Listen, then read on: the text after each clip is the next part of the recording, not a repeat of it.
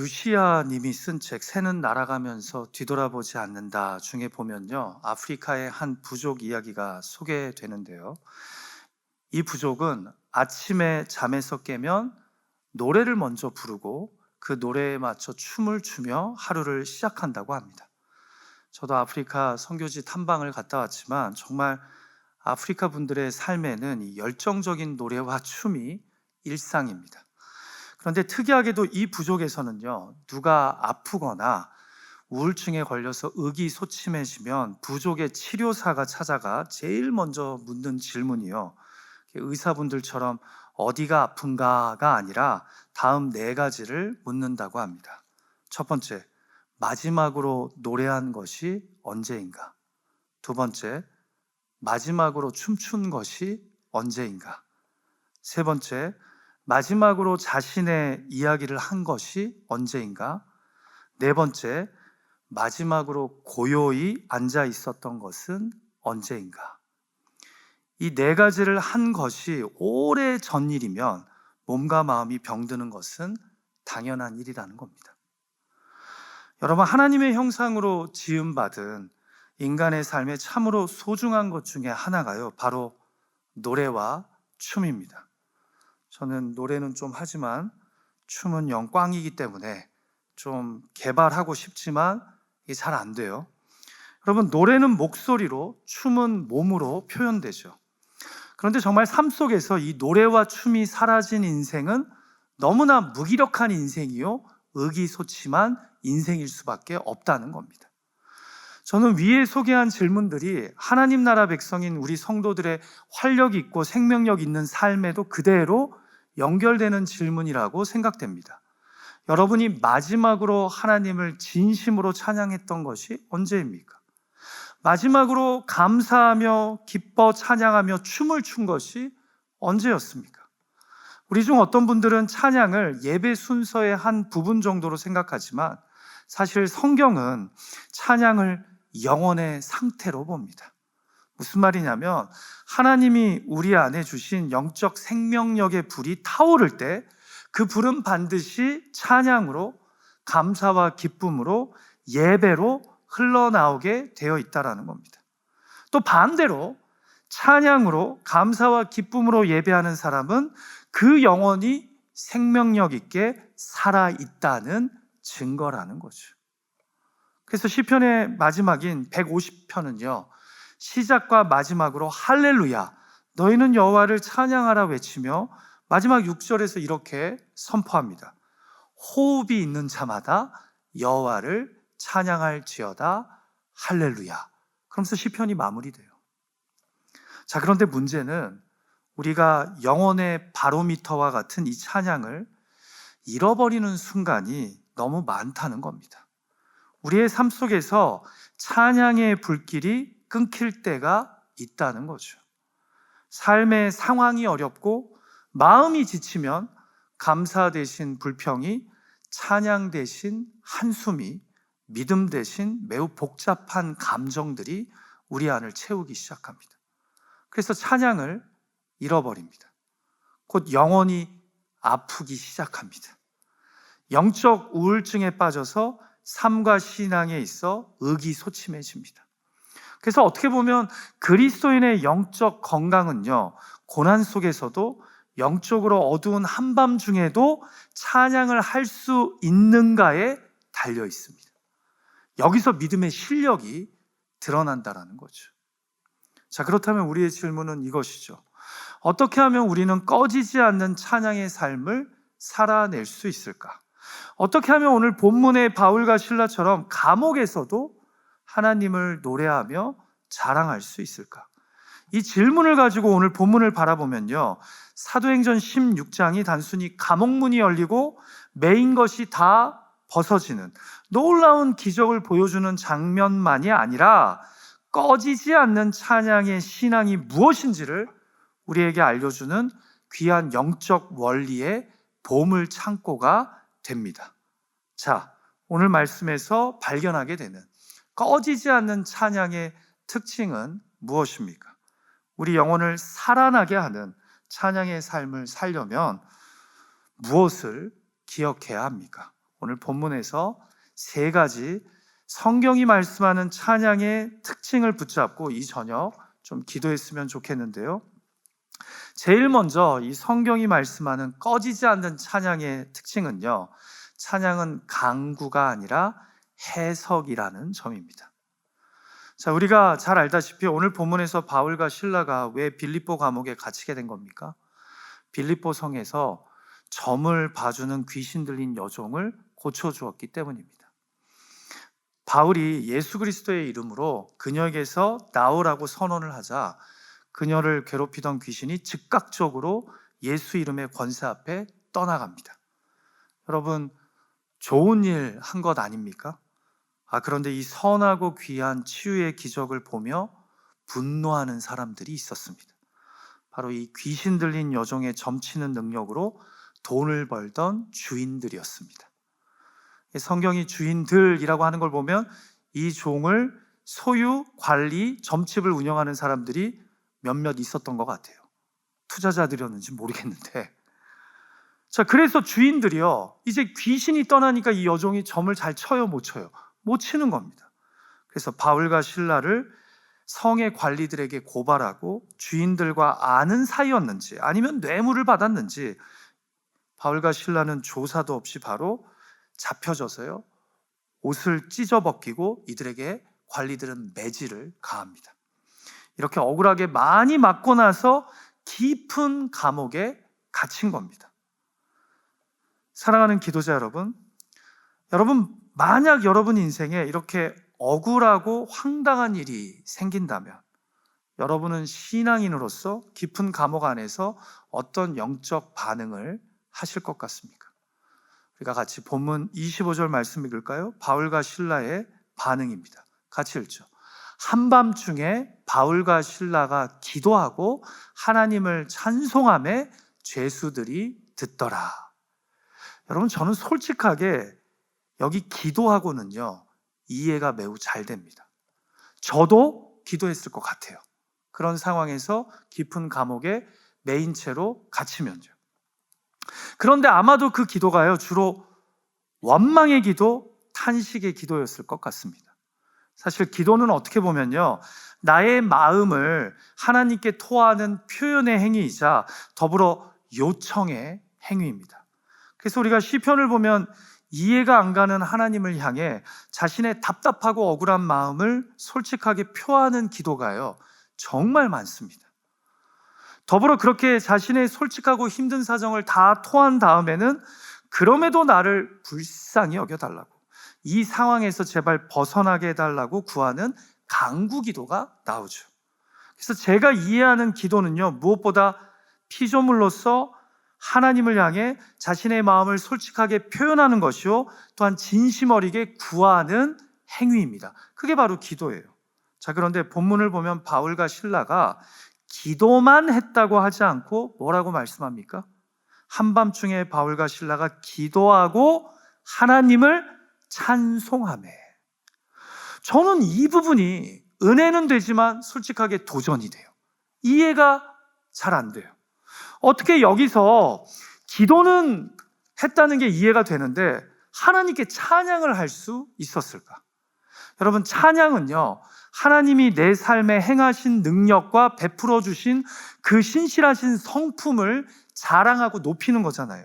그런데 보세요. 지금 억울한 고발에 의해 단 한마디 변론도 못하고 옷이 찢어 벗겨지고 많은 매를 맞고 깊은 감옥에 갇혀 있는데 어떻게 여기서 찬양이 나올 수 있냐라는 겁니다. 여기 어디에 하나님의 놀라운 능력과 하나님의 신실하신 성품이 있습니까? 퀘스천 마크밖에 없죠. 여러분, 여기서 우리가 기도와 찬양의 중요한 차이를 발견하게 됩니다. 여러분, 기도는 표현이자 요청이라고 했잖아요. 그런데 찬양은요, 내가 올린 기도에 대한 믿음의 해석입니다. 왜냐하면 기도가 요청, 곧 간구의 행위라면 찬양은 내가 답답하고 억울해서 드린 간구에 대해 하나님의 주권을 인정하며 현실을 재해석하려는 믿음의 행위이기 때문입니다. 즉, petition, 곧 간구에서 interpretation, 해석으로 옮겨지는 것이 바로 기도에서 찬양으로 나아가는 과정이라는 겁니다. 자, 제가 지금 무슨 말을 하는지 잘 이해가 안 되셔도 괜찮아요. 제가 좀 더 설명해 볼게요. 여러분, 기도에는 이런 내용이 주로 들어갑니다. 하나님, 어떻게 내 삶에 이런 일이 일어날 수 있습니까? 이렇게 시작해서요, 그 다음에는 기도가 도대체 왜 이런 일이 내 삶에서 일어나게 허락하신 겁니까? 를 거쳐서요, 그 다음에는 기도가 이 상황과 문제에서 나를 좀 구해 주십시오로 나아갑니다. 자, 그런데 찬양은요, 왜 이런 일이 생겼는지를 묻기보다 어떻게 이렇게 하실 수 있습니까를 다 건너뛰어서요, 그냥 그 자리에서 하나님을 찬송하는 겁니다. 그분의 주권을 인정하며 이 깊은 감옥 안에서도 그분이 통치하고 있음을 믿으며 자신을 둘러싼 현실을 하나님의 주권을 신뢰하는 믿음 안에서 재해석하기로 결심한 사람만이 찬양할 수 있습니다. 이해가 되시죠? 그래서 찬양은 강구가 아니라 해석인 겁니다. 이미 깊은 감옥 안에 갇혀서 한밤중에 있는 사람이 찬양을 한다는 것은 자신의 삶에 왜 이런 일이 일어났느냐를 물으면서 도와달라고 구하는 단계가 아니, 이 감옥 안에도 하나님은 계시며 그 하나님이 이 가운데 무슨 일을 하실까를 기대하는 믿음의 모습이라는 거죠. 그래서 찬양은 나를 둘러싼 상황에 대한 간구가 아니라 이미 나를 둘러싼 상황에 대한 신뢰의 해석이요, 주권을 인정하는 믿음의 고백이라는 겁니다. 왜냐하면 찬양의 가사는 다 하나님은 위대하시도다, 하나님은 선하시도다, 그분의 인자하심은 영원하시다라는 믿음의 고백이잖아요. 벌써 찬양을 하는 순간 예배를 드리고 있는, 그 노래를 부르고 있는 자는 자신의 고난 가운데 있는 삶을 주님의 주권에 맡기며 하나님의 뜻이 있다라고, 하나님은 지금 이 깊은 감옥 안에도 함께 계시다라고 선언하는 것이기 때문입니다. 여러분, 저는 동시에 찬양이란 감정적 도피도 아닌 자신을 둘러싼 상황에 대한 믿음의 고백이요, 해석이라고 확신합니다. 우리 중에 어떤 분들은 힘들고 어려울 때 찬양을 통해 감정적 도피를 하려고 하는 분들이 있어요. 힘든 마음을 잊으려고 찬양하고 외롭고 괴로운 마음을 떨치려고 찬양으로, 음악으로 위안을 얻으려고 합니다. 그러나 성경이 말씀하는 찬양은 단순한 감정적 도피가 아닙니다. 나를 둘러싼 상황을 하나님의 주권하에 인정하며 믿음으로 해석하려는 출발이요, 전환점, 곧 터닝 포인트라는 거죠. 이런 결심과 믿음 없이 이 깊은 감옥 안에서 한밤중에 기도는 할 수 있을지 몰라도 찬양을 할 수는 없다는 겁니다. 여러분, 찬송가 413장 내 평생에 가는 길이라는 찬송 잘 아시죠? 이 찬송가에 보시면 왼쪽 위에 H.G. 스패포드라는 분이 이름이 적혀 있어요. 이분이 작사자예요. 이분이요, 1871년 시카고 대화재 때 자신의 사업장이 불타 사라집니다. 1873년에는 영국에서 그만 배 침몰 사고로 사랑하는 내 딸을 잃고 이때 아내만 극적으로 구조되는 황망한 일을 경험합니다. 그의 자서전에 보면요, 이때 그가 급하게 영국으로 가서 배가 침몰한 지점으로 갔다고 합니다. 선장이 여기에서 배가 침몰되었습니다라고 알려주자 그곳에서 그는 깊은 애통과 묵상에 잠겼고, 그때 그 현장에서 깨달은 것을 바탕으로 그 유명한 내 평생에 가는 길이라는 찬송시가 쓰여졌다고 합니다. 가사를 제가 읽어드립니다. 내 평생에 가는 길 순탄하여 늘 잔잔한 강 같든지 큰 풍파로 무섭고 어렵든지 나의 영혼은 늘 편하다. 내 영혼 평안해. 내 영혼 평안해. 2절 가사가 이래요. 저 마귀는 우리를 삼키려고 입 벌리고 달려와도 주 예수는 우리의 대장되니 끝내 싸워서 이기리라. 내 영혼 평안해. 내 영혼 평안해. 사랑하는 기도자 여러분, 이 찬송 가사에 그의 믿음의 해석이 보이십니까? 사고 현장을 묵상하며 깨달은 것을 그가 고백한 이 찬송에 보면요, 그가 하나님의 주권을 인정하고 그분의 역사를 신뢰하는 그 마음이 담겨 있습니다. 이것이 바로 찬양의 힘이요, 꺼지지 않는 찬양을 우리가 사모해야 하는 이유인 겁니다. 부디 잊지 말고 붙잡으십시오. 기도가 나의 솔직한 표현이자 간구라면 찬양은 믿음으로 선포하는 해석입니다. 찬양은 현실을 회피하려는 감정적인 도피처가 아닌 현실을 하나님의 신실하신 성품으로 다시 해석하려는 믿음의 표현입니다. 저와 여러분은 어려운 상황 속에서 여전히 기도하며 왜? 라는 질문에만 머물러 있지는 않습니까? 아니면 믿음의 찬양을 통해 그 상황 안에서도 하나님은 함께하고 계시고 다스리시고 계시며 역사하실 것을 믿음으로 선포하고 계십니까? 부디 기도만이 아닌 찬양을 통해 하나님의 주권을 인정하며 나를 둘러싼 상황을 하나님을 향한 주권적 신뢰 안에서 재해석하는 은혜가 있기를 우리 주님의 이름으로 축복합니다. 자, 두 번째로 성경이 말씀하는 찬양의 특징은 무엇입니까? 찬양은요, 상황을 바꾸기 전에 영혼을 바꿉니다. 여러분, 우리가 본문을 읽다 보면요, 누가의 감춰진 의도를 하나 발견하게 되는데요, 바로 바울과 실라가 육체의 속박, 어두운 상황에 매여 있음에도 그 영혼이 자유로웠다라는 점입니다. 자, 제가 왜 이렇게 생각하냐면요, 24절에서 누가는 매를 심하게 맞은 바울과 실라가 깊은 옥에 그 발에 착고가 든든히 채워진 상태에 갇혀 있었다고 묘사합니다. 그런데 이것뿐만이 아니에요. 25절에서는 이들이 한밤중에 기도와 찬양을 했다고 알려줍니다. 흥미롭죠? 이미 깊은 감옥 안은 밖이 낮이거나 저녁이거나 어두운 곳입니다. 그런데 일부러 깊은 감옥 안에 한밤중인 상황에서 이들이 찬송과 기도를 했음을 알려줌으로써 이들의 육체는 매여 있었고 이들이 맞닥뜨린 현실이 매우 어두움을 우리에게 알려줍니다. 자, 그런데 거기에서 하나님의 위대하심과 능력을, 그분의 선하심과 인자하심을 찬양하는 노래가 울려 퍼졌다라는 거죠.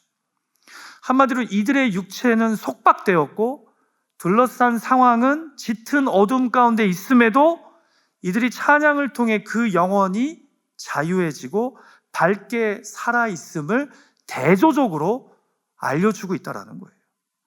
여러분, 저는 이것이 당시 바울과 실라의 이중적 현실을 보여준다고 생각합니다. 무슨 말이에요? 몸은 매여 있고 상황은 어둡습니다. 그런데 기도와 찬양이 이들의 영혼을 다시 하나님을 향해 열리게 했다라는 겁니다.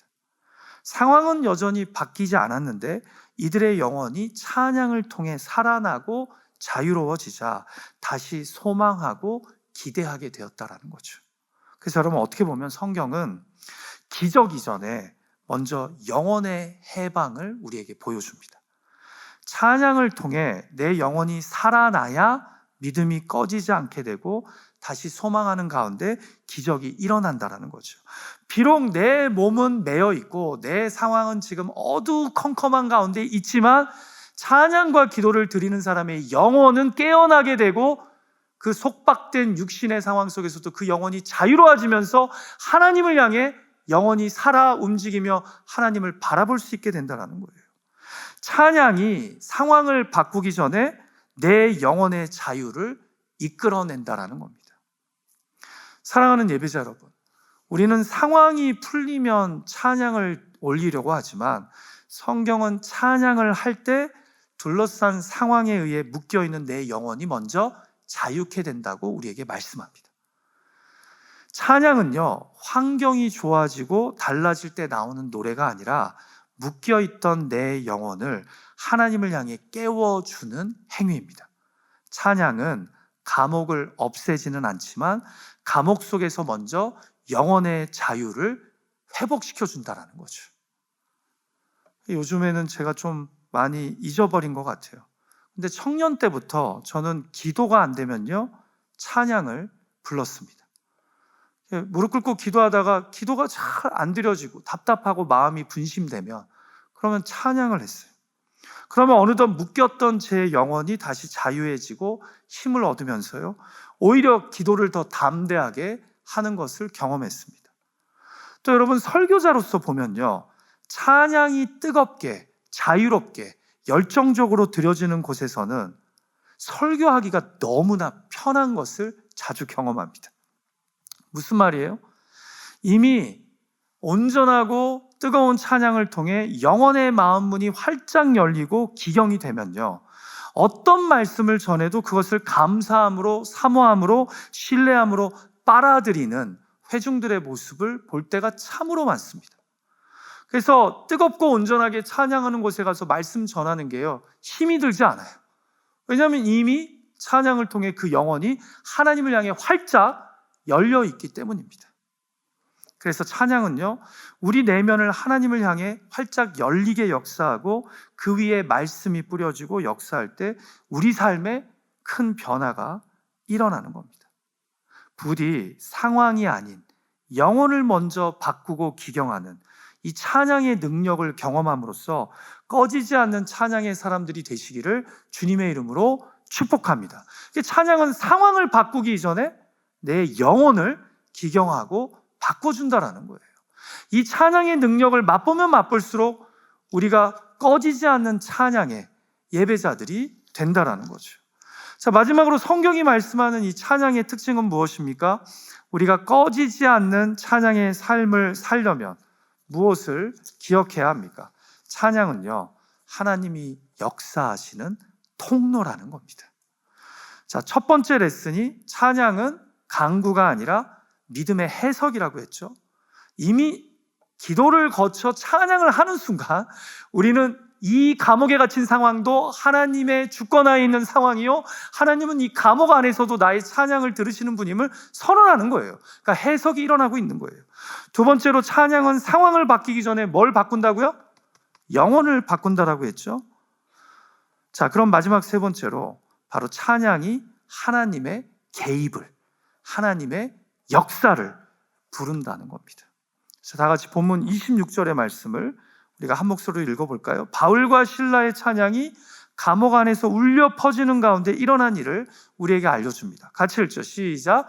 이에 갑자기 큰 지진이 나서 옥터가 움직이고 문이 곧다 열리며 모든 사람의 매인 것이 다 벗어진지라. 여러분, 성경은 찬양이 이 놀라운 구원 역사의 출발점이라는 것을 알려주려고요, 바로 앞에서 하나님을 찬송하며 죄수들이 듣더라 한 다음에 26절을 시작하면서 이에 갑자기 라고 헬라어로 기록합니다. 곧 감옥 안에 바울과 실라의 울려 퍼지는 찬양 가운데 하나님이 즉각적으로 개입하셨음을 의도적으로 독자들에게 알려준다라는 거죠. 이에 갑자기. 자, 그러니까 갑자기 큰 지진이 나서 옥터가 움직이고 감옥문이 그 충격에 다 열리고 모든 사람의 매인 것이 다 풀려지게 된 것은 구체적으로 무엇에서 나왔다는 겁니까? 바울과 실라의 찬양으로부터 나왔다는 겁니다. 여러분, 여기서 정확하게 해야 돼요. 바울과 실라 때문에 이 놀라운 역사가 일어난 것이 아니라 바울과 실라의 찬양이 이에 갑자기 감옥이 흔들리는 큰 지진을 일으키고 감옥문이 열리고 묶였던 착고가 풀리는 놀라운 기적을 일으켰다라고 사도행전은 기록하고 있다는 거죠. 그러니까 더 정확하게 이야기하자면 바울과 실라의 찬양의 대상이 되신 하나님이 그 찬양의 고백과 믿음 그대로 역사하셨다라는 겁니다. 그러니까 본문의 큰 지진은 단순한 자연현상이 아니라 찬양을 받으신 하나님의 주권적 응답이었다는 겁니다. 바울과 실라가 하나님의 위대하심을, 하나님의 성품을 찬양하자 그 찬양의 고백 그대로 하나님이 감옥에 갇혀있는 이들의 삶에 역사하셨다는 거죠. 제가 이번에 한국에 가서요, 좀 시차 적응을 너무 몸이 피곤하다 보니까 뭐 그냥 바로 가서 잘 잤어요. 잘 자다가 제가 매일 새벽 2, 3시마다 깨어날 수밖에 없는 상황이 일어났습니다. 그게 뭐냐면 새벽 2, 3시만 되면 저희 어머니가 일어나셔서 화장실로 들어가셔서 1시간 동안 찬양을 부르시고 기도를 하세요. 이게 참 묘한 게 여러분, 저희 어머니가 원래 좀 귀가 안 좋으세요. 근데 이제 나이가 들어가시면서 올해 가서 보니까 좀 자녀로서 봤을 때는 안타깝지만 제 아버지도 좀 귀가 많이 안 좋아지셨어요. 그러니까 새벽 2시에 일어나서 화장실 가서 큰 소리로 찬송을 불러도 아버지는 잘 주무세요. 근데 누구는 일어날 수밖에 없어요? 저는 일어날 수밖에 없어요. 근데 여러분, 어머니가 딱 부르시는 게 딱 처음에 화장실 들어가면 찬송가를 한 30분 정도 부릅니다. 그 다음에는 찬송기도를 한 또 30분 정도 하세요. 그래서 새벽 한 2, 3시에 깨서 한두 시간 기도 찬양한 다음에 다시 또 주무세요. 그리고 저는 깨고, 그럼 전 또 힘들게 다시 잠들고. 근데 딱 찬송의 레퍼토아가 거의 1절부터 4절까지 다 달달달 외우세요. 한 10곡의 찬송을 부르는데 주로 제 귀에 들렸던 게 찬송가 301장 지금까지 지내온 것 쭉 1절부터 4절까지 부르세요. 그 다음에 찬송가 304장 그 크신 하나님의 사랑, 그 다음에 찬송가 310장 하나님의 은혜로, 이거를 쭉 계속 부르세요. 근데 여러분, 제가 자다가 이제 어머니의 찬송 소리에 깨는데 갑자기 제 안에 이런 생각이 드는 거예요.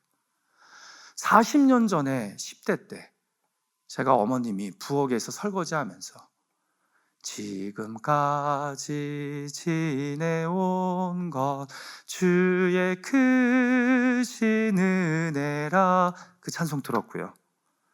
제가 40년 전 10대 때 학교 마치고 아파트 문 열고 들어가면 어머님이 안방에서 무릎 꿇고 기도하시면서 하나님의 은혜로 있을 데 없는 자 왜 구속하여 주는지 난 알 수 없도다. 내가 믿고 또 의지함은 내 모든 형편 아시는 주님 늘 보호해 주실 것을 나는 확실히 아네. 저 40년 전에도 그 찬송 들었거든요. 근데 이번에 한국 가서 40년이 지난 뒤에도 똑같이 어머님이 그 찬송들을 부르는 걸 들었어요. 여러분, 제 어머님 삶에는 어려움이 없었을까요? 감옥에 갇힌 것 같은 인생의 짙은 어두움을 경험한 적이 없었을까요? 제가 다 몰라도 분명히 있었을 거예요. 답답하고 괴롭고 힘든 순간이 있었을 거예요. 근데 40년 전에도 어머님은 믿음으로 그런 상황 가운데서도 내가 믿는 하나님은 나를 끝까지 은혜로 돌보시는 분임을, 그 크신 하나님의 사랑은 연약한 내 삶을 포기하지 않으심을, 지금까지 지내온 것도 주님의 크신 은혜요 앞으로도 주의 은혜가 내 삶을 붙잡아 주실 것을 믿고 찬양으로 고백했고, 그 고백한 대로 하나님은 저희 어머니와 저희 가정의 삶을 인도해 주시고 이끌어 주셨다는 거죠. 그 40년 전에 불렀던 그 찬송가가 또 똑같이 제 귀에 들리기 시작하니까 참 어머님의 삶은 찬송의 믿음, 찬양의 고백으로 살아온 삶이구나라는 깨달음이 오면서 또 계속 저는 잘 잤어요. 찬송이 주는 마음의 평안함이 있으니까, 어머님의 찬송 소리가 제 귀에는 익숙하니까. 여러분, 영어 표현에 찬양에 대한 이런 관용어가 있습니다. When we lift up praises, God lifts up His power. 무슨 말이에요? 우리가 찬양을 들어올릴 때 하나님은 당신의 능력을 들어올리십니다. 그렇습니다.